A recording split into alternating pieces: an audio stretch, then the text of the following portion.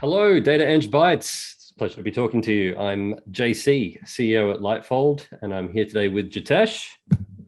Hi, DataEngBytes. My name is Jitesh Hirani, and I'm a sales engineer at Fivetrain. It's a pleasure to be talking to you today. We're going to be talking a little bit about, obviously, the modern data stack. It's a big reason why we're here. I'm going to start by giving a bit of an overview of Lightfold, why we care about the modern data stack, and in particular, Fivetran. And then Jitesh has got some fantastic goodies to share with you about where things are going with the product and why it's so relevant to this new environment that we're all getting up to speed with. So a little bit about Lightfold. We specialize in the new data stack. We're in particular a couple of key technologies in that stack that we're really interested in. We're so excited actually that we now have this phrase, modern data stack. I love the recent global adoption of the idea of the phrase analytics engineer. This is actually language that we've been really trying to find ourselves in this space now for nearly 10 years. We think it's fantastic that the world's finally started to cotton on that there's a lot more going on in this space than just, hashtag big data, hashtag data science. We're really interested in architecture, and having been doing this now, like I said, for nearly a decade, I get really over talking about cloud. I've been talking about cloud for nearly 15 years, and I think what's happening at the moment, particularly with modern data stack concepts, is even bigger again. It's another jump. So we talk about this idea of it's almost orbital architecture. The first time I turned on Snowflake and I booted up a terabyte data warehouse in 2 seconds, and I'm actually really querying it and spinning it up in real time, and it cost nothing. I went that the physics of this are completely different.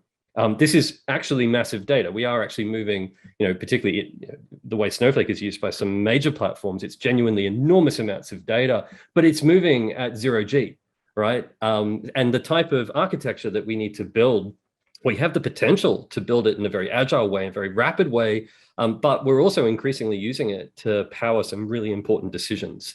So again, I draw the analogy kind of to space engineering, is that incredibly powerful, incredibly sophisticated, and at first glance, it might appear deceptively simple, but in reality, there's still a need for us to be very focused on how we're deploying it, and understanding the type of power behind it. One of the big things for us that immediately came to the fore, and that has been a ongoing issue for us, is the concept of pipelines. A bugbear of mine for a long time has been the fact that we seem to embed transformation willy-nilly all over the analytics stack, and that it's particularly fragile. It's something which 9 times out of 10, if I'm being honest with you, that's what breaks. And I'm sure everybody at the conference knows that that's what breaks. It tends not to be that the graph has suddenly stopped working. It's because transformations that were embedded way back in the pipe haven't kept up to speed with a change we've made in a database schema or a change with a source data point. So everything we can do to try and centralize transformation to platforms that are optimized for it is a really big deal. And it also, I think, is fundamental in the thinking, again, like we talked about with orbital architecture, this idea of modularity, having specific components of the stack focus in doing specific things. And this transition to the concept of ELT instead of ETL, we go even further. I'd prefer to just start calling it IO. I would prefer we just get rid of the ELs and Ts and just go, there's an IO function, which is either replicating data, moving data, sharing data, but getting data into a format or connected on a mesh in such a way that then the T bit can happen the way it's always happened, which is largely with SQL, but now with massively parallel computing available at a very cost-effective rate. So we do believe then we're very focused on the movement. Again, if I use the space analogy, it's all about how do we get things to orbit? How effectively can we get increasingly large data sources from legacy architectures into this paradigm? And that's why we love Fivetran. We are huge fans of Fivetran because we think what's different about it is that the founders themselves were focused on initially kind of building an analytics tool rather than an ETL tool. And it shows because the focus isn't so much on how do we make the thing, do all the bells and whistles of a traditional transformation pipeline. And it's more about how do we just make that whole bit of knowing that we have synchronized data arriving to the point where I can then do my analytical work, just work for you.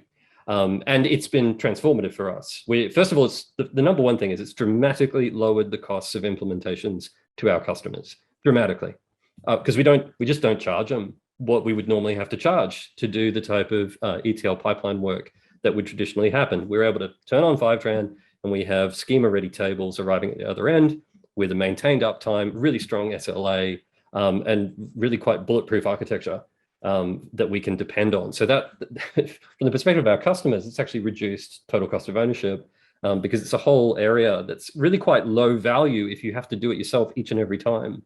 But it's still very critical. It's still important. So it is a true commodity of the space that we operate in. And so it should probably be something that, like energy or electricity infrastructure, it starts to become something we expect to have to a very high, very standardized level.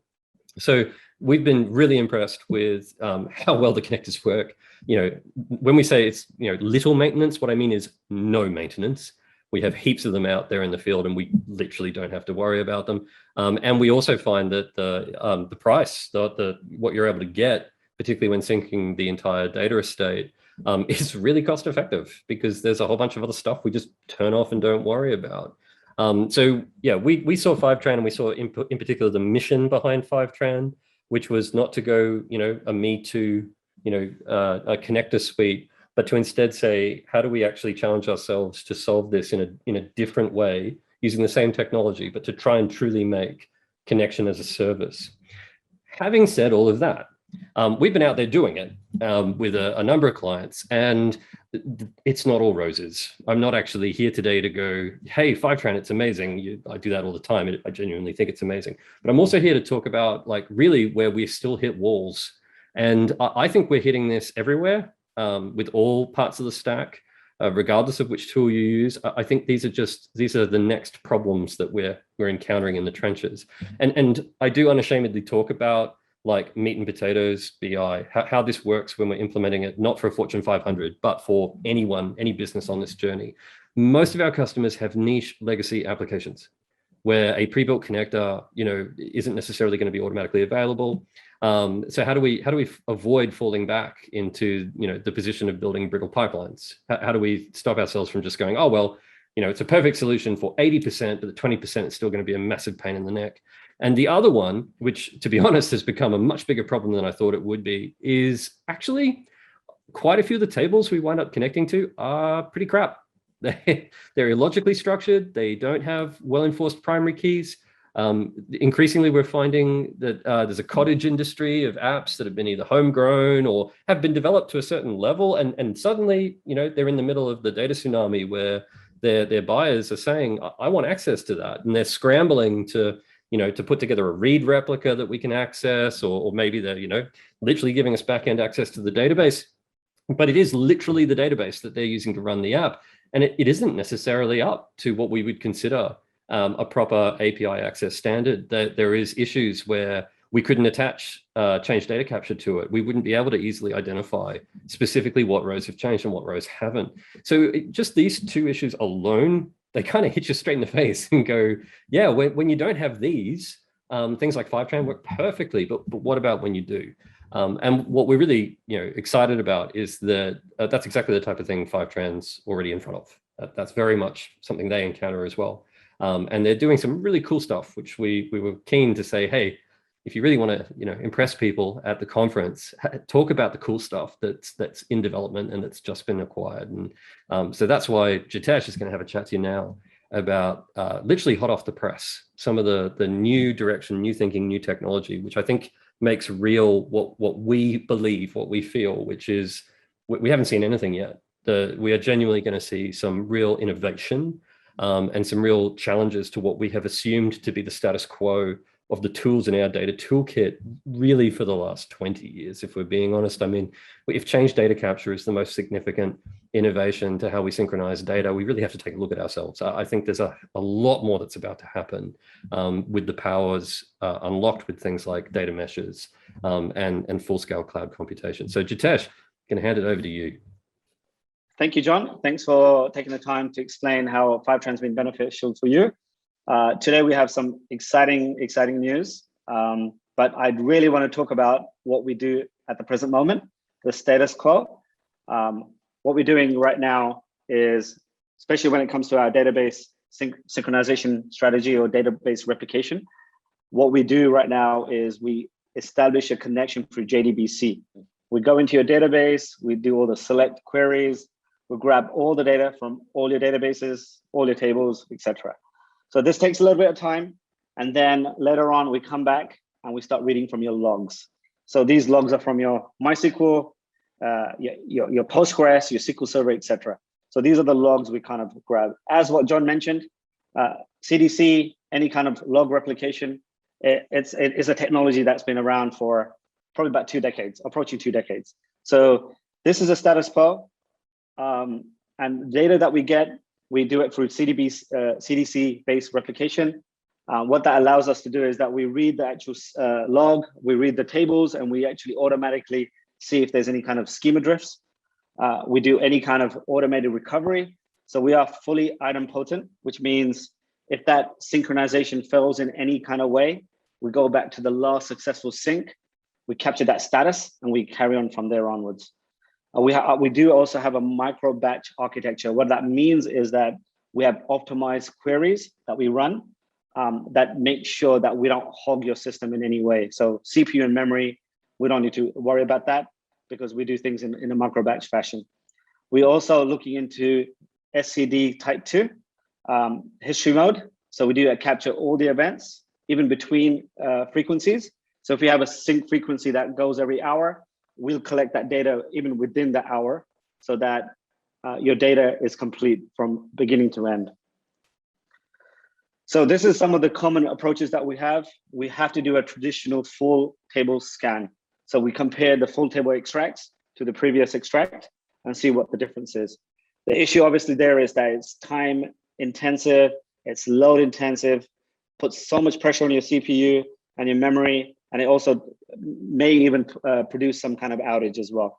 So it can be disruptive. Age-old kind of status kind of check. We do timestamp and key-based replication. What that means is that we capture the status of that timestamp. But usually, as we know, statuses or state of that actual database, it doesn't have much granularity. And what happens if that timestamp granularity changes, then what happens? And then finally, we do log-based replication. That means we go into your logs, we read those logs, see what kind of events took place, what changed, etc. Big challenges when those databases tend to be managed by third party. We have to actually go back to your third party and get the data from there. Prerequisites go on and on, back and forth. We'd like to introduce this amazing new technology. We just acquired this amazing technology called Teleport. Teleport, what it does, is a new way of syncing databases. So we don't look at logs anymore. Logs are gone now. This means there's vast speed improvements, there's lower data movements and latency, and there's less configuration and zero maintenance. That means you don't need to go in to your database and give us this access, give us access to your logs, tuning your logs in a certain way. So what is Teleport? A teleport is a general solution for comparing the source and the destination. So we basically speed up that syncing between the source and the target. And there's no issue between the data integrity. Both are one-for-one matching. Tech underpinnings, what we have is a compressed state of database tables to compare to previous state to determine the deltas. So I like to think of it as a 95 gallons of water, or let's say 200 gigabytes of data. We're compressing that in size to something like less than 1 gigabyte. Don't quote me on that. This is just a rough approximation when it comes to ratio. It is all SQL based, which means all we really need is read-only access to your database. So this is an amazing alternative to your CDC for data replication, a snapshot-based sync approach for SQL-based sources. It doesn't require any kind of configuration. We already timed this, right? You go into your Fivetrain, it probably takes less than 2 minutes to enter all the credentials, but we've heard it from our customers that usually it takes a long time to do the prerequisites. They have to go into the database, they have to run some commands. It can take a while. There's also minimal read-only privileges. That's the other problem with our customers. Sometimes we require a little bit more. We also have the ability to sync from sources that don't offer a change data mechanism. So if you have a database out there that you don't want to enable CDC or anything like that, those challenges are overcome, especially when it comes to third-party databases. It's simple, it's fast, and it really dramatically reduces that setup time that we mentioned earlier. It is perfect for any kind of proof of concept scenarios where you have to get something off to the races very, very quickly.